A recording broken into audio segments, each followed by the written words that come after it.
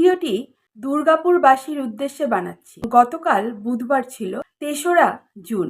আমাদের দুর্গাপুরে দেখা গেল প্রাক্তন কাউন্সিলর রমাপ্রসাদ হালদারকে গ্রেপ্তার করলো দুর্গাপুর থানার পুলিশ।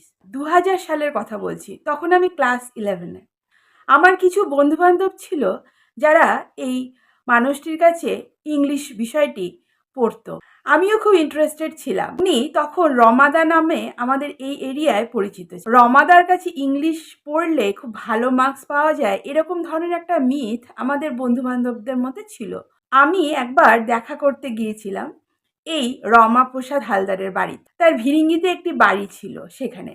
তখন তিনি অত্যন্ত সাধারণ মানুষ ছিলেন। আমি এবং আমার এক বান্ধবী গিয়েছিলাম, কিন্তু সৌভাগ্যবশত ওনার সাথে পরিচয় হয়নি বা দেখা হয়নি। ওনার সাথে সামনাসামনি আমার কোনোদিনই কথা হয়নি। ওনার মিসেসের সাথে কথা হয়েছিল, উনি বললেন যে উনি বাড়িতে নেই, পরে আসতে। তারপরে আর যাওয়া হয়নি, কারণ আমি যেই জায়গাটায় থাকতাম সেখান থেকে ওনাদের বাড়ি অনেকটাই দূর, প্রায় পায়ে হেঁটে ৩ কিলোমিটার। আমি আর যাইনি। তখনকার দিনের স্যারের কাছে আর টিউশন নেওয়া হয়নি। আমার কিছু বন্ধুবান্ধব ছিল যারা রমাদার অন্ধভক্ত ছিল। কারণটা বুঝতে পেরেছিলাম যখন এইচএস এক্সামের সময়।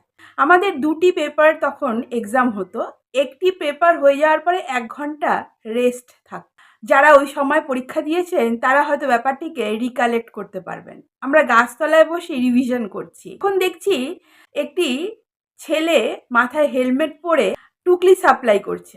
হ্যাঁ, আর যখন ওয়াশরুমে যাচ্ছি তখনও দেখছি জানলা দিয়ে যে সেই লোকটি চারিদিকে দৌড়াদৌড়ি করছে। যেহেতু বোর্ডের এক্সাম হচ্ছে, পুলিশ গার্ড রয়েছে, তিনি সরাসরি স্কুলের ভেতরে ঢুকতে পারছে না, কিন্তু তিনি তার স্টুডেন্টদেরকে মাইক্রো জেরক্স করে লিখে ঠিকে টুকলি সাপ্লাই করছে। তিনি তার স্টুডেন্টদের কাছে খুব হেল্পফুল একজন মাস্টার মশাই ছিলেন। তো সেই হিসাবে তার একটা পরিচিতি এবং জনপ্রিয়তা কিন্তু সমাজে ছিল। কতদূর তিনি ভালো স্টুডেন্ট বা ভালো টিচার ছিলেন সেই বিষয়ে আমার কোনো প্র্যাকটিক্যাল ধারণা নেই, কারণ সেই সময় থেকেই তার প্রতি আমার একটা নেগেটিভ মনোভাব কিন্তু জন্মেছিল। কারণ যে প্রকৃত স্যার হবেন তিনি স্টুডেন্টদেরকে টুকলি সাপ্লাই করতে যাবেন।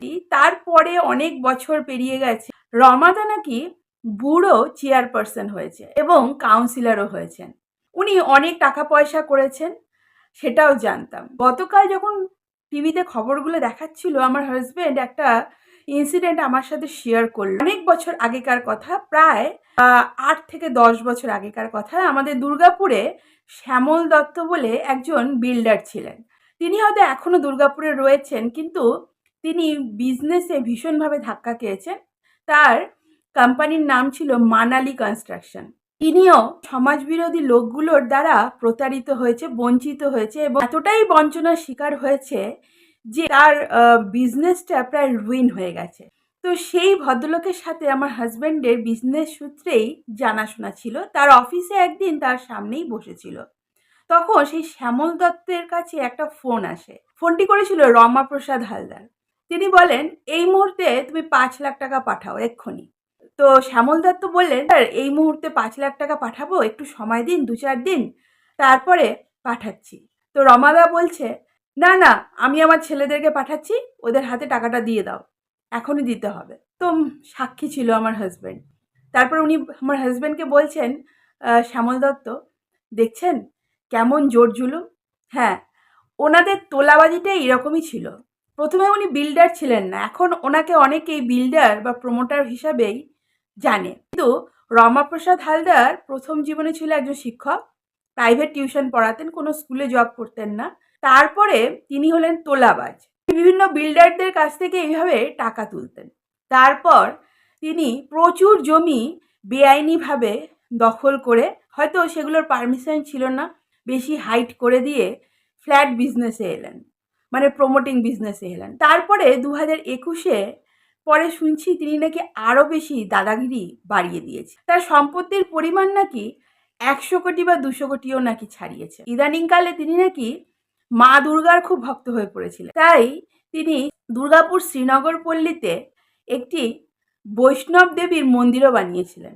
সেই মন্দিরে তিনি একটা ট্রাস্ট বানিয়েছিলেন এবং সেই ট্রাস্টের মাধ্যমে টাকা কালেকশন করতেন এবং এই ট্রাস্টের মাধ্যমে একটা এনজিও চালাতেন। তার এই বিপুল টাকার বাহার যে আপনারা দেখতে পাচ্ছেন, তার পেছনে গল্পগুলো কিন্তু এই রকমই। রমাপ্রসাদ হালদার এখন মঞ্চে উঠে বক্তৃতা দিতেন, প্রতিটা লোক ওনাকে খুব শ্রদ্ধার চোখে দেখতেন। তিনি ব্যক্তিগত জীবনে খুব সচ্চরিত্রের মানুষ কিন্তু ছিলেন।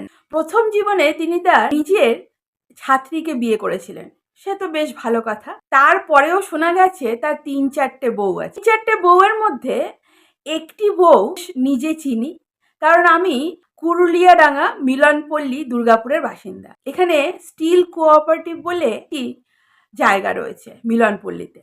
সেই স্টিল কোঅপারেটিভে এই ভদ্রমহিলা থাকেন। ওনার হয়তো হাজবেন্ড নেই, ছেলে আছেন। উনি একটি বিউটি পার্লার চালান সিটি সেন্টারে, এবং এই বিউটি পার্লারেও শুনেছি অনেক ধরনের দুর্নীতি চলে। মানে হয়তো বিউটি পার্লার কিন্তু পেছনে চলছে দেহ ব্যবসা, এবং মহিলা সাপ্লাইয়েরও কাজকর্ম কিন্তু করে, এবং রমাদাও এর সাথে যুক্ত আছে। এছাড়াও শুনেছি ওনার নাকি আরও বউ আছে, জানি না, সেই সব বউদের হিসাব আমাদের কাছে নেই। আপনাদের কারোর কাছে জানা থাকলে অবশ্যই কমেন্ট বক্সে লিখে জানাবেন। একটা প্রশ্ন ছিল, ওনাকে যখন গতকাল গ্রেপ্তার করা হচ্ছিল তখন দেখছিলাম কিছু মহিলা দাবি করছিল যে পুলিশ যেন জামাই আদরে ওনাকে নিয়ে যাচ্ছে, ওনাকে মুখ ঢেকে নিয়ে যাচ্ছেন। কি তৎপরতার সাথে পাবলিকের থেকে ওনাকে দূর করিয়ে নিয়ে গেলে। আপনারা এই কথাটা বুঝতে পারছেন না, এই 15 বছরে যেসব নেতা মন্ত্রীরা, তৃণমূলের লোকজনেরা পয়সা খেয়েছে, চুরি করেছে, দুর্নীতি করেছে, তার সাথে সাথে কিন্তু 100%-এর মধ্যে 80% তাদের সাপোর্টার ছিল আমাদের এই পুলিশ বাহিনী। আমার হাজব্যান্ড তো সেটাই বলছিল, যদি কারোর 100 কি 200 কোটি টাকার মালিক হয়ে থাকে, পুলিশকে দিয়ে দেবে 5 কোটি টাকা, ওরা চুপ করে যাবে। এই যে এত কিছু ধরপাকড় হচ্ছে, সেই ধরপাকড়গুলো আলটিমেটলি কাজ করবে তো? পুলিশ আবার টাকা খেয়ে চুপ করে যাবে না তো? ব্যাপারগুলোকে মিটিয়ে দেবে না তো? এটাই আমার বর্তমান রাজ্য সরকারের কাছে ভীষণভাবে অনুরোধ, যে আপনারা এত কিছু দেখাচ্ছেন, এত ধরপাকড় করছেন, এত দুর্নীতি আমাদের চোখের সামনে আসছে, আমরা তো সাধারণ মানুষ, ডিম ছোড়া, জুতো ছোড়া, চোর বলা ছাড়া তো বেশি কিছু করতে পারি না, আইন তো হাতে তুলে নিতে পারি। শেষ কাজ তো পুলিশই করে, কিন্তু পুলিশ যদি টাকা খেয়ে কাজগুলোকে ধামাচাপা দিয়ে দেয়, তবে তো আসল কাজ কিছুই হলো না, তবে তো সমাজ শোধরালো না। বর্তমান বিজেপি সরকারকে বলছি, আপনারা যদি প্রকৃতই সমাজ পরিবর্তন করতে চান, দুর্নীতি হটাতে চান, তাহলে অবশ্যই এই পুলিশের দুর্নীতিকেও একটু বন্ধ করুন। আর পুলিশের দ্বারা দুর্নীতির কোনো এক্সাম্পল যদি আপনাদের কাছে থাকে, অবশ্যই কমেন্ট বক্সে লিখে জানান। আমি অবশ্যই আমার চ্যানেলে ভিডিওর মাধ্যমে তা উল্লেখ